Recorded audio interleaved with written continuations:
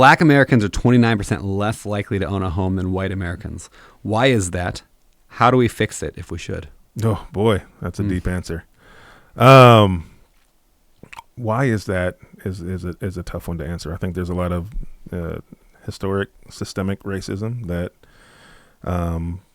people of color are in communities and neighborhoods with less resources, less access to resources. The schools aren't as good, which means a lot of the times the teachers aren't as good.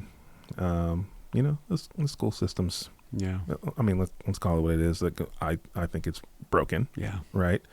But there's still a lot of people in areas and neighborhoods where they have even less access to resources than some other people. So I think part of it is education. And I think part of it is you got to get people out of survival mode before they can even think about ownership. There's a lot of Black communities are living in survival mode, meaning they're trying to figure out what they're going to eat every day. They're making enough money to hopefully pay their rent and take care of their expenses, and there's not a lot extra. They're not thinking about how do I save up to buy a house. They're thinking about I want to make sure my family eats, and what can I do to make that happen. So I think there has to be, I've said this about affordable housing too. I think there has to be kind of partnership on all sides in order for the gap to close. If you want more affordable housing, if you want people to have access to resources to be able to help them buy a home, we need city and local governments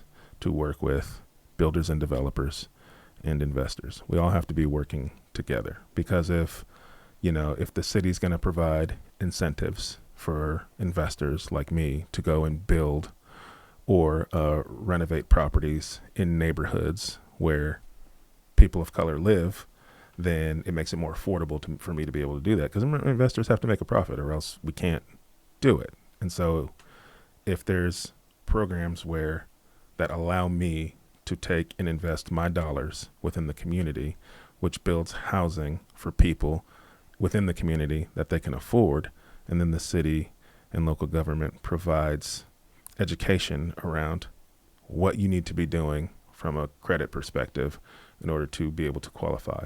Maybe we'll provide some incentives for you to be able to qualify, some down payment assistance programs. I know a lot of these things do exist, but how the information doesn't seem to be readily available for people, right? And so if there's people working together, builders and developers, like you're seeing a lot now with opportunity zones, right? I think it can be done better though.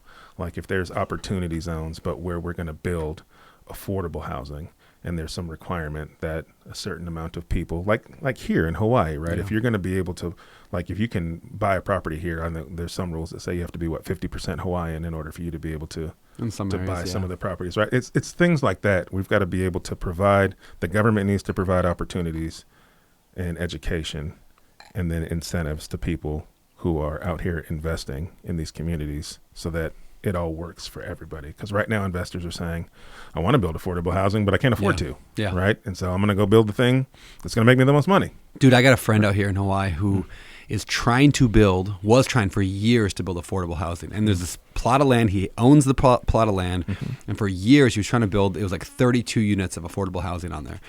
And he got shut down over and over and over. He fought and they would not let him. Like the city council, the Maui council was like, nope, we're not going to let you put that in there. And they pulled out some obscure, like it's a wetland, and therefore you can't have this density on the wetland. That was the final nail in the coffin. They shut him down. But what he is allowed to do is 8 multi-million-dollar houses. So now he has to put in 8 multi-million-dollar houses just to make any money, even though he had a clear plan toward affordable housing. Yeah. And the lesson there is, everybody wants affordable housing, but not in their neighborhood. But not in my backyard. Not in their backyard. They say, oh, we really care about affordable housing. Yeah, you don't in your neighborhood. Yeah. And so we need to, from the ground up, change how politicians and how the system works, because it's not working. And a recent example of this that I've seen, and I said this once on the On The Market podcast too, and I really do want to highlight this person. This investor, his Instagram is Mr. Booker T, and so his name is Booker T. Washington. He built an affordable housing community in the Atlanta area. And so he built it in a community that was predominantly black. He built houses. They were just above tiny homes. I forget what they were called at the time, but it's like micro homes or something like that. So they were like 600 square foot to like, 800 square foot-ish, like that size. They were really nice, modern finishes. He built it on land that was there that had essentially been abandoned. So the city wasn't bringing in any tax revenue on it. And so he went and he found this land that the city wasn't making any money on. And he put together this plan to build this affordable housing community. And so because he built these micro homes, he was able to sell them at a price point that would allow people in that community to afford to buy those homes, and their mortgage payment would be less than what the average rent is for that area.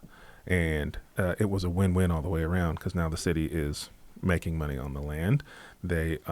The housing is beautiful. It's beautiful, modern architecture. It's nice. It's something that a city wants, because a lot of the not in my backyard is, I don't want something ugly. Or, yes. Yeah. Right. Or, but when they see something that looks beautiful, their assumption is, well, beautiful people will come live there, right? Like it takes some of the scary away, right? And so because it was something that looks beautiful and amazing, they obviously approved it. He built it, and now people within that community are able to afford a home to live in that lets them pay less than what they were paying in average rent. And so it was a great kind of, example of what could be done with affordable housing. And I think there's probably a lot more opportunity like that in other areas.